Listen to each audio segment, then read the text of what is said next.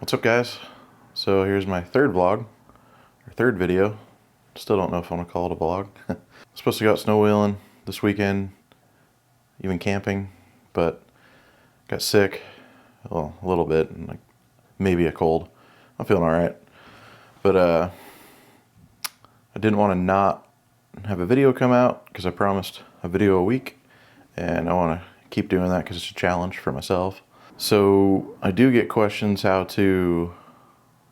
how to, but I guess how to plan trips. Some of you are curious, like how to plan a longer trip. Of course, my longest trips are like 10 days, so I'm not that crazy. But I'll go over a quick process how I do it. I use OnX and I use Google Maps. I have another 10-day trip coming up in June. I cut back to the computer, go over kind of how I route it, where I got certain waypoints for the BDR. I'm an OnX trail guide. Don't really submit trails much anymore, but I'm still using OnX Elite, at least until they take it away. Yeah, we'll go over it. Here I am on OnX. So down this section here is the pre-input for the Washington BDR. Here's a lot of the places I've gone, a lot of my tracks. It gets pretty depth in there. Here's a lot of the Oregon stuff we did, some of the Northern Oregon, and then here's some of the BDR stuff which I added in. So we'll zoom in here. There's Mount Hood in Oregon. So this is already a pre-made section for section 7 of the BDR. I have a start in here, so I have a like meet spot, because I do send my friends these coordinates. A few of them that actually use maps and want to track stuff, I'll send them the coordinates. We're meeting there, which I believe on Google Maps.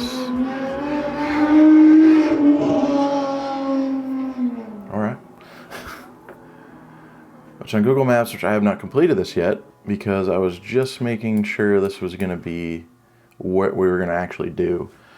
We're going to meet at Mount Hood Brewing Co., because we normally meet somewhere we could sit and eat and have a good beer. I'm going to save this. I usually save as a new list, so this year it's going to be Washington BDR. It's under the Washington BDR folder now. That's where we're starting. So I usually draw my own routes, which I'm not going to show. If you needed it, if you want to know how to make your own route or draw your own route on OnX, OnX has all their own videos out. They're probably better at it than I am. But on here, most of the stuff was already put in by putting in the Oregon BDR files. And they already have stuff marked, like here's gas. And that's how I kind of saw, like, hey, there's already a spot to go. And that's how I found the pub. So there's gas. We could see that it takes us down. And then we could start section 7, which they have easy ways and hard ways, at least, that I found on the people that have pre-routed the BDRs. I usually check on them, see what's harder.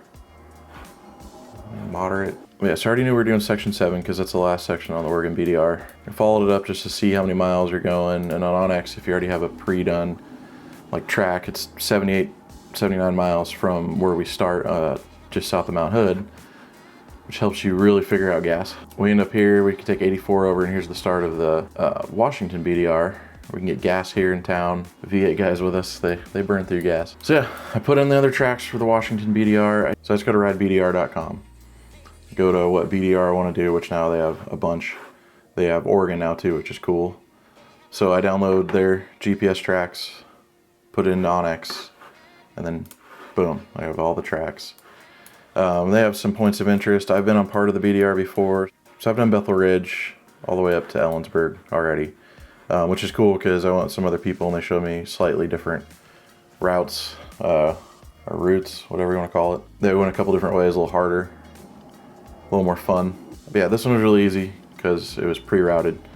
Like when last year I had to do Oregon, Eastern Oregon, I knew destinations where I wanted to go, put those in, and kind of just connected the dots, like certain highways, because you can't just take dirt everywhere because of private property, or fuel. Fuel's the biggest thing. The fuel stops in Eastern Oregon are pretty far in between. But I would actually go through and draw out the map, draw out section at a time. So like if I knew we were going from one, like a gas station, to an actual like point of interest, I'd do a section there, get that mileage, then the point of interest to the next one or the next gas station. And then you add up your mileage between the gas stations and you can tell if you can make it or not.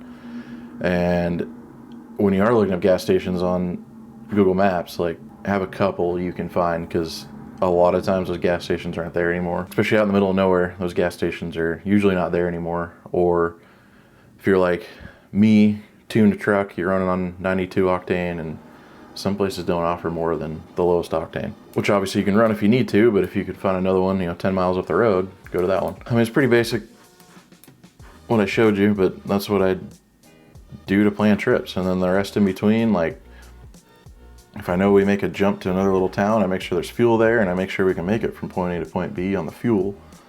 And then I add in the fuel stops on here, which they've pre-added in a bunch. So I'm gonna go through, and I usually change my icon. So let me see. I make it really easy to read. But yeah, like right here, I mark that that's food. Right here's a gas station. They have it just as a location because it probably was not made on OnX when they made it, so they couldn't change. So here to edit, and then I change it to fuel.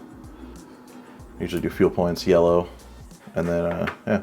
The only other food stop I think we're gonna stop at, which when you do go through, I mean, get up close, see where you're actually going, or what you're gonna cut through, especially if you already have a pre-made map, which makes it way easier. I know that on Highway 2, there's Leavenworth,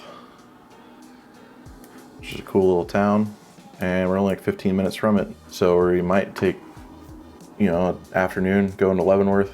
All my friends that haven't been up here obviously haven't seen it. It's a cool little German town. Everything looks like you walked into Oktoberfest. I usually wait till I get a little closer. More friends start researching where we're going and like, oh, hey, can we see this? Can we see that?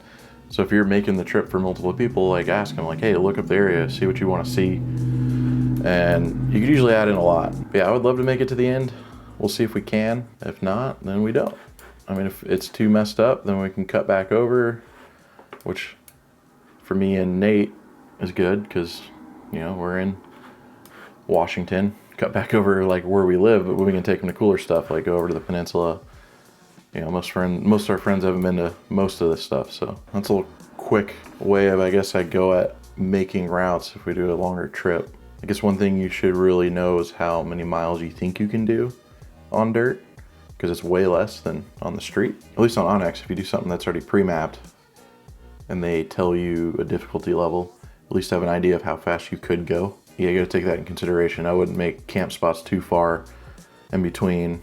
I guess one thing that I'll be showing soon is I had to get new wheels for my truck.